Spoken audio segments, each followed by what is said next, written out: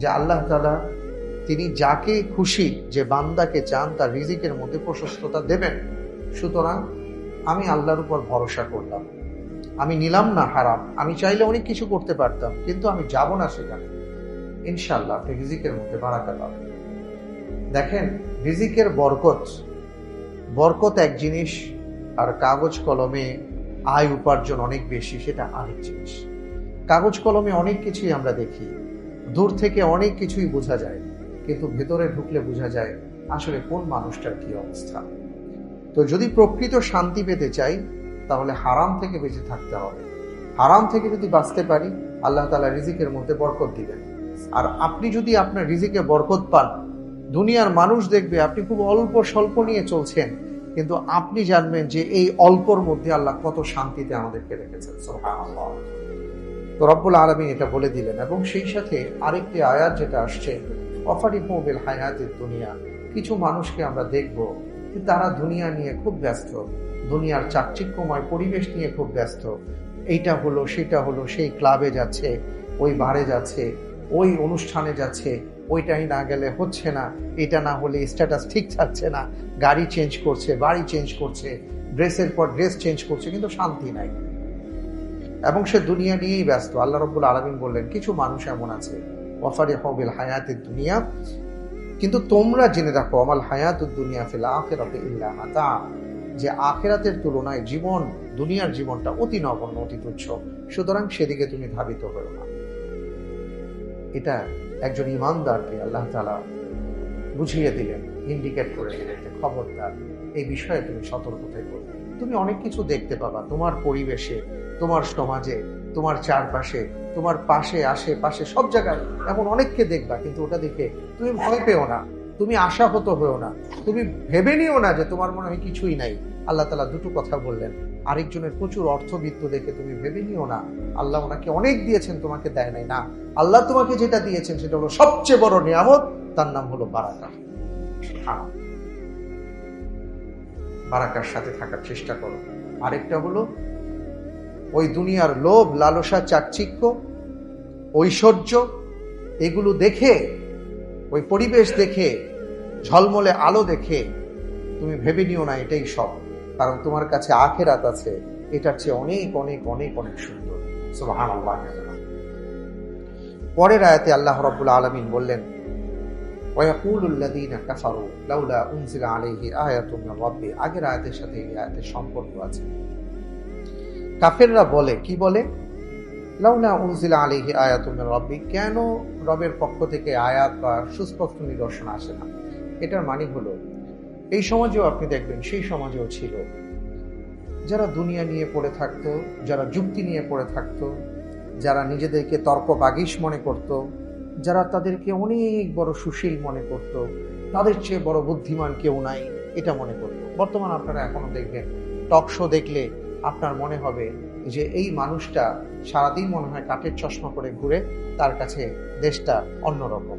অর্থাৎ আপনি যে বিপদের মধ্যে আছেন, আপনি যে ঝামেলাগুলো পোহাচ্ছেন, উনি এগুলা কিছুই দেখে না, কিন্তু এমনভাবে কথা বলবে যে ওনার চাইতে বুদ্ধিমান আর কেউ নাই। অর্থাৎ এমন চশমা সে তার চোখের সামনে লাগিয়েছে, এটার পরে সে আর কিছু দেখতে পায় না। এমন কিছু মানুষ সে যুগেও ছিল, এই যুগেও আছে, ভবিষ্যতেও থাকবে। এই মানুষগুলোর কাজ কি? তারা ইসলামকে হেয় প্রতিপন্ন করার জন্য, দ্বীনকে খাটো করার জন্য, ছোট করার জন্য, অথবা দ্বীনি পরিবেশে যারা থাকেন, চলেন, তাদেরকে প্রশ্নবিদ্ধ করার জন্য বা তাদেরকে ঠকিয়ে দেওয়ার জন্য তারা বলতো, আপনি যে দ্বীনের কথা বলছেন, আল্লাহর কথা বলেন, এই এই সেই কথা বলেন, তা আল্লাহ নিদর্শন পাঠাক, আমরা দেখি, দেখে আমরা মুসলমান হব। সে যুগে এগুলো বলতো তারা। একবার এমন হলো, রাসূল সাল্লাল্লাহু আলাইহি সাল্লামকে তারা বলা শুরু করলো যে ঠিক আছে, আমরা ঈমান আনবো, আমরা ঈমান আনবো, শর্ত আছে। কি শর্ত? চাঁদ 2 টুকরো করেন দেখি। আচ্ছা, এটা কি সম্ভব? চাঁদকে 2 টুকরা করা কি সম্ভব? একটা অসম্ভব আবদার এরা করে বসলো, চাঁদ 2 টুকরো করে দেখাও মুহাম্মদ সাল্লাল্লাহু আলাইহি ওয়াসাল্লাম। তিনি বললেন, যদি এটা হয়, আল্লাহ যদি এটা করেন, তোমরা কি ঈমান আনবে? বলে, হ্যাঁ, আমরা ঈমান আনবো। দেখেন, কত দুষ্ট। তিনি আল্লাহর কাছে দোয়া করলেন। জিবরাইল আমিন বললেন, আপনি আপনার আঙ্গুল দিয়ে চাঁদটাকে ইশারা করুন। তিনি তার শাহাদা আঙ্গুল দিয়ে চাঁদটাকে ইশারা করলেন। আল্লাহ রাব্বুল আলামিনের কুদরতে চাঁদ দুটুকরো হয়ে গেল। চাঁদটা এইভাবে দুইটা টুকরো হয়ে এইভাবে সরে গেল, সরে গিয়ে আবার আস্তে আস্তে লেগে গেল। তো এখনই মানানো ভাই, এরা বলল, এরা তো জানে যে এটা সম্ভব ছিল না, এখন যেহেতু হয়ে গেছে এখন কি বলবে? বললো, এটা তো জাদু ছাড়া কিছু নেই, তুমি একটা ম্যাজিক দেখে। এই কাজ তারা আগেও করেছে, তাদের বাপদাদারাও করছে। মুসা আলাইহিস সালামের সময় তারা এমন বলতো, দেখি কি দেখাইতে পারো। তো উনি লাঠি যখন ছাড়লো, সাপ হয়ে গেল। বললো, আমরা ঈমান আনবো, দেখাও। দেখানোর পরে আমি বলে যে না, আনবো না, তুমি ম্যাজিক দেখাচ্ছ। এরা এই টাইপের ছিল। এই যুগে আপনি দেখবেন, কিছুদিন আগে, খুব বেশি দিন আগে না, ডিবেট চলছিল। এটা আপনারা এখনো ইউটিউবে সার্চ দিলে পাবেন, ওই জন্য বলছি। ডিবেট চলছে, সেখানে ইহুদি আছেন, খ্রিস্টান আছেন, মুসলিম আছেন, ডিবেট চলছে।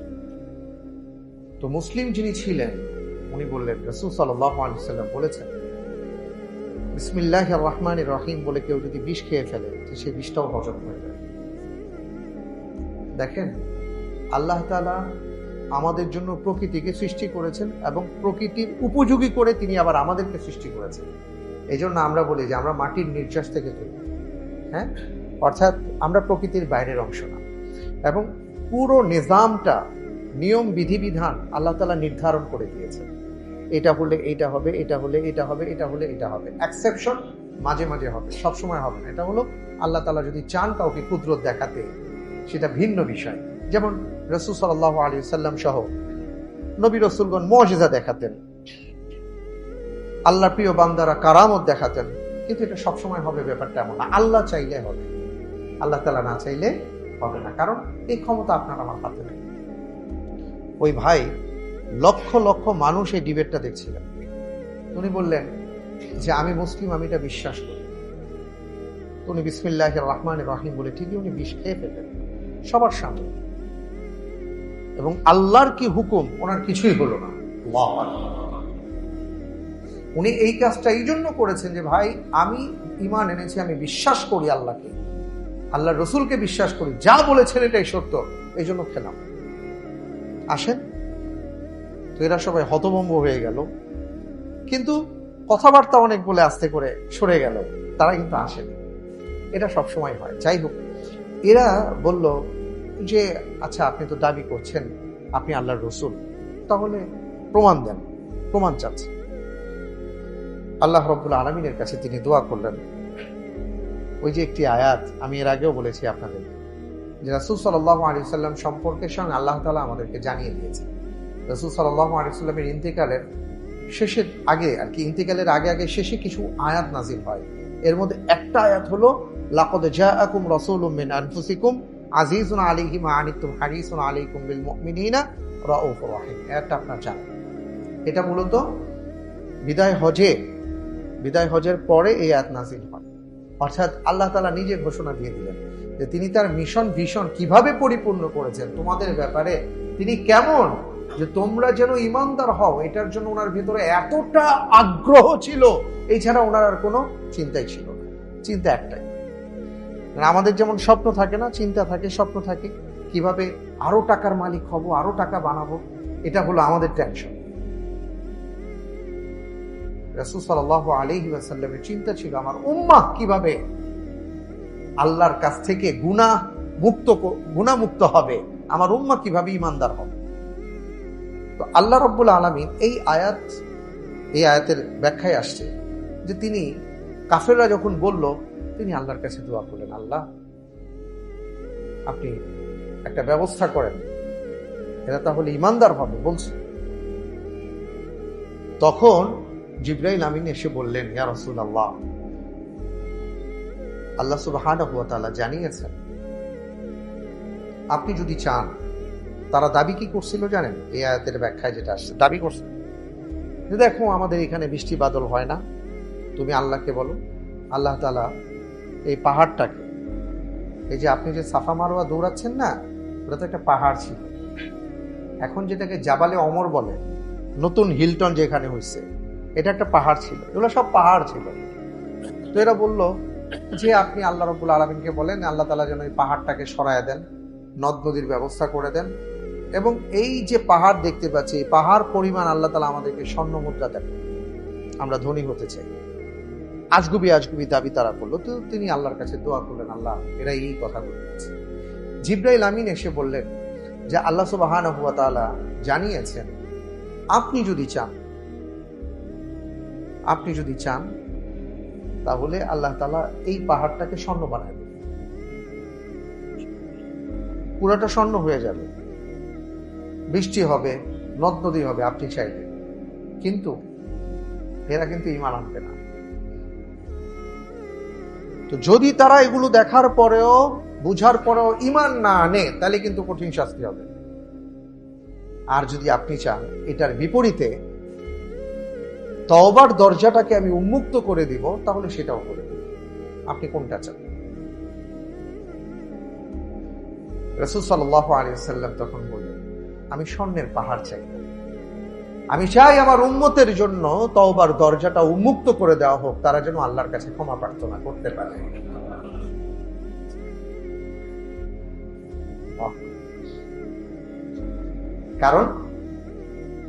কারণ আজ না হোক, তারা যদি আগামীকাল বুঝতে পারে তাহলে তারা ঈমানদার হবে। কিন্তু এগুলো দেখে তাদের হৃদয় আরো শক্ত হয়ে যাবে, স্বর্ণ মুদ্রা পাওয়ার পরে তারা অন্যদিকে আবার দৌড়ঝাঁপ শুরু করবে, তারা শেষ হয়ে যাবে। এটা রাসূল সাল্লাল্লাহু আলাইহি ওয়াসাল্লাম চান। আল্লাহ রাব্বুল আলামিন এই আয়াতে কারিমার মাধ্যমে, এবং পরের আয়াতটা আসছে কি, কুল ইন্নাল্লাহা ইউদিল্লু মান ইয়াশা ওয়া ইয়াহদি মান ইয়াশা। অসাধারণ একটা কথা, ইন্নাল্লাহা ইউদিল্লু মান ইয়াশা ওয়া ইয়াহদি ইলাইহি মান আনাব। আল্লাহ তাআলা চাইলে, ইন্নাল্লাহা ইউদিল্লু মান ইয়াশা, যে চায়, অর্থাৎ যে হেদায়েত চায় না, আল্লাহ তাআলা তাকে হেদায়েত দিবেন। আবার যে হেদায়েত পেতে চায়, যার হৃদয়টাকে প্রশস্ত হৃদয় নিয়ে, হৃদয়টাকে ঈমানের জন্য উর্বর করে কেউ যদি অগ্রসর হয়, ওয়াহদি ইলাইহি মান আনাব, আল্লাহ রাব্বুল আলামিন তাকে সেই পথের পথই দেখাবেন। মূল কথাটা হলো যে তোমরা মুজিজা দেখতে চাও, আল্লাহর কুদরত দেখতে চাও, তারপরে ঈমান আনবা, এটা বড় কথা না। আমাদের মধ্যে এমন অনেক আছে, অনেক জায়গায়, মানিকগঞ্জ, মুন্সিগঞ্জ, বিক্রমপুর, নানা সময় নানা জায়গায় আগে শুনতাম, ইদানিং একটু কম শুনি, যে ওই জায়গার মাটি নাই, ওই জায়গার পুকুরের পানি নাই। তারপরে কয়েকদিন আগে দেখলাম যে ওই টাকা পানির মধ্যে ছেড়ে দেয়, টাকা ছেড়ে দিচ্ছে পানির মধ্যে, যার টাকা ভাসবে তার দোয়া কবুল হবে, মানত কবুল হবে। তা হাজার হাজার মানুষ এখন পানির মধ্যে টাকা ছাড়া শুরু করছে। তা এখন যার টাকা পুরানো, টাকা তো তলায় যাওয়ারই কথা। মানুষের বিশ্বাস, অর্থাৎ সবাই এক এক দিকে ছুটছে। রাসূল সাল্লাল্লাহু আলাইহি সাল্লাম বলেছেন, খবরদার, কাউকে আকাশের উপর উঠতে দেখলে মনে করো না সে খুব আল্লাহওয়ালা কিছু একটা হয়ে গেছে, তার মধ্যে দেখবে যে ইসলামের অনুশাসন তার মধ্যে আছে, সেই বড় আল্লাহওয়ালা। আজকে আমরা কিন্তু অমুক বাবা তমুক বাবার পিছনে ছুটি কেন? তার অনেক কিছু আছে, তার অনেক পাওয়ার আছে। এই পাওয়ার ইসলাম বিশ্বাস করে না। ইসলামের বক্তব্য হলো এইসব দেখে না, কোরআন সুন্নাহ দেখে তুমি ইসলামকে গ্রহণ করবে, কারো পাওয়ার দেখে না। তাহলে তুমি ওই যে যখন দেখবা যে সে পাওয়ার দেখাইতে পারতেছে না, তখনই তোমার ঈমান নিভে যাবে। না বুঝে কোনো কাজ করলে এটাই হয়, যে আমি তো ভাবছিলাম ভাই আপনি এটা করছেন অনেক বড় কিছু, এখন দেখি কিছুই করতে পারছেন না, চলে গেলাম। ইসলাম এটা না। ইসলাম হলো জ্ঞান অর্জন করে সেই অনুপাতে আমল করার নাম। তো এই আয়াতে আল্লাহ তাআলা বলছেন, ইন্নাল্লাহা ইউদিল্লু মান ইয়াশা ওয়া ইয়াহদি ইলাইহি মান আনাব। এইসব দেখে থেকে না, তোমার হৃদয় যদি চায় যে সত্যি কি আমি জানতে চাই, আল্লাহ তোমাকে সত্য দেখাবেন। আর তোমার হৃদয় যদি বক্র হয়ে যায়, তাহলে কিন্তু তুমি পথ পাবে। পরের আয়াতে আল্লাহ সুবহানাহু ওয়া তাআলা বলছেন, কি কথা, আল্লাহু আকবার, আল্লাযীনা আমানু ওয়া তাতমাইন্নু কুলুবুহুম বিযিকরিল্লাহি আলা বিযিকরিল্লাহি তাতমাইন্নু। আজকে অনেক ভাইয়েরা আমাদের কাছে আসেন, বলেন হুজুর ভালো লাগে না, শান্তি নেই, দোয়া করেন আল্লাহ যেন হৃদয়টাকে শান্ত করে দেন, অস্থিরতা কমায় দেন। এই টেনশন টেনশনের শেষ নাই। টেনশন মুক্ত জীবন যাপনের পদ্ধতি এবং কোথায় এটার ওষুধ আছে এটা তো আল্লাহ জানাই দিচ্ছে। এই সেই আয়াত। আরো একটা আয়াতে একই কথা আসছে, আল্লাযীনা আমানু, যারা ঈমান এনেছে, ওয়া তাতমাইন্নু কুলুবুহুম বিযিকরিল্লাহ, এবং যার হৃদয়টাকে আল্লাহর জিকিরের মাধ্যমে যে প্রশান্ত করেছে। তার মানে হলো, আপনি যদি আল্লাহ তাআলাকে স্মরণে রাখেন, জবানে যদি আল্লাহকে স্মরণে রাখেন, হৃদয়ে যদি আল্লাহকে স্মরণে রাখেন, আপনার কাজ এবং কর্মে যদি আপনি আল্লাহকে স্মরণে রাখেন, আল্লাহ তাআলা বলছেন আলা বিযিকরিল্লাহি তাতমাইন্নুল কুলুব, জেনে রাখো আল্লাহর স্মরণে তোমার হৃদয়টা প্রশান্ত হবে, তোমার ভিতরে অস্থিরতা থাকবে না। তোমার ফ্যাক্টরিতে আগুন লেগেছে, তুমি যদি মনে করো আল্লাহ আমি চেষ্টা করেছি, এখানেই কল্যাণ আছে, আপনি চাইছেন, হয়ে গেছে, ইন্না লিল্লাহি ওয়া ইন্না ইলাইহি রাজিউন, আমি আপনার দিকেই ফিরে আসলাম, আপনি যা করার করবেন। তখন আর আপনার স্ট্রোকের ভয় থাকবে না, আপনার হার্ট অ্যাটাকের ভয় থাকবে না। এখন তো এমন অবস্থা হয়েছে, অনেককে দেখি যে অনেকে গাড়ি চালাইতে গিয়ে উনি গাড়ি চালাচ্ছেন না টেনশন চালাচ্ছেন এটা বোঝা যায় না। ঢাকার শহরে আপনি যখন দামি গাড়ি নিয়ে চালাচ্ছেন, কোথায় একটু আঁচড় লেগে যায় এই টেনশনে গাড়ির মালিক ঠিক মতন বসতেই পারে না। ভাই আমি কিন্তু দেখা দৃশ্য বলছি, ভুল হলে ক্ষমা করবেন, সবাই না, দেখছি আমি এমন। খুব দামি গাড়িতে উঠেছি, এখন দেখি যে উনি ড্রাইভারকে যেভাবে আর কি পরিচালনা করছেন, মনে হচ্ছে যে উনি ড্রাইভিং সিটে বসা। টেনশন যদি আঁচল লেগে যায় তাইলে তো শেষ। আল্লাহর প্রতি মহব্বত বাড়াইতে হবে, দুনিয়ার জাগতিক বিষয়ের প্রতি মহব্বত কমাতে হবে, তাইলে টেনশন কমে যাবে। আল্লাহর প্রতি ভালোবাসা তৈরি করেন, সবকিছু আল্লাহর হাতে সোপর্দ করেন, আল্লাহকে স্মরণে রাখেন। কোনো অঘটন ঘটলে, কিছু একটা হলে আল্লাহকে স্মরণ করেন, দেখবেন আপনার আর টেনশনটা হচ্ছে না। আল্লাহ তাআলা বলে দিয়েছেন আলা বিযিকরিল্লাহি তাতমাইন্নুল কুলুব। প্রতিদিন আল্লাহর কালাম পড়েন, একটু কোরআনে কারীমের তিলাওয়াত করেন। জীবনে অনেক কিছু পড়েছেন, পত্রিকা না পড়লে, অনেকে এমন আছে যে পত্রিকা পড়তে পড়তে টয়লেটে পর্যন্ত যায়, টয়লেটে গিয়ে উনি পত্রিকা বসে বসে সেখানে পড়ে। পড়তেই হবে, এইটা না পড়লে হবে না, ওইটা না পড়লে হবে না, ব্যবসা করছি এই সম্পর্কে একেবারে আদ্যপান্ত না জানলে হবে না, এতটা বুঝছি, কোরআন বুঝি নাই।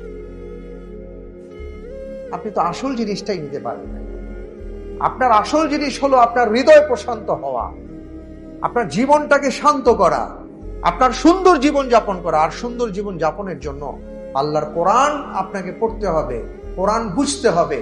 আপনার মালিক, আমার মালিক আমাকে কি বলেছেন, গোলাম হিসাবে আমার কি দায়িত্ব, এটা আপনার মানতে হবে। আপনার আমার মালিক কি দায়িত্ব নিয়েছেন আমাদের ব্যাপারে, এটা আমার জানতে হবে। যখন জানবো তখন আর টেনশন নেই। খুব স্বাভাবিক কথা না? কোনো একটা ক্ষেত্রে কিছু একটা হয়েছে, মনে করেন আপনি জানেন যে এটা হয়েছে, কিন্তু এটার সলিউশন আছে। তখন আমরা কি বলি, এই টেনশন করো না, সমস্যা নাই, এটা সলিউশন আছে, ঠিক হয়ে যাবে। এটা কেন বলেন? কারণ আপনি জানেন যে এটা সলিউশন আছে, কিন্তু আপনি জানেন না যে আপনার জীবনের সলিউশন আপনার মালিকের হাতে আছে, এবং কিভাবে তিনি কি সলিউশন দিয়ে রেখেছেন এটা আপনার জানা নাই। এই কারণে আপনার মন কখনো প্রশান্ত হয় না। ঘুমের বড়ি খাইতে খাইতে শেষ, তারপর আপনার ঘুম হয় না। ক্ষমা করবেন ভাই, কথাগুলো বাস্তব, এই জন্য বললাম। আপনি সব পড়েছেন, কিন্তু আপনার মালিক আপনাকে কি বলেছেন এটা আপনি পড়ার সময় পান না। কি জবাব দেবেন কিয়ামতের ময়দানে? আর এটা তো আপনার জন্য দরকার। আমি আপনাদের কাছে বিনীত অনুরোধ জানাবো, প্রতিদিন আল্লাহর কোরআন কিছুটা সময় হলেও পড়ার চেষ্টা করেন। এরপরে দেখেন যে আপনার মালিক আপনাকে কি বলেছেন, দেখবেন টেনশন কাজ করবে না ইনশাআল্লাহ। সব সময় জিহ্বাটাকে সজীব রাখবেন, আল্লাহর স্মরণ রাখবেন। সুবহানাল্লাহ, আলহামদুলিল্লাহ, আল্লাহু আকবার, লা ইলাহা ইল্লাল্লাহ, এগুলো যখন বলবেন তখন কি হবে জানেন? অন্যায় আসবে না ভেতর থেকে। কারণ আপনি আপনার মালিককে স্মরণে রাখছেন। আপনি যখন কাজ করবেন, কোনো একটা কিছু করবেন, আপনি যদি মনে রাখেন আমার মালিক আমাকে দেখছেন, এটাই স্মরণে রাখা, এটাও একটা জিকির। তখন দেখবেন আপনার কাজটা কত সুন্দর, আপনার দিন, আপনার রাত কত সুন্দর হয়।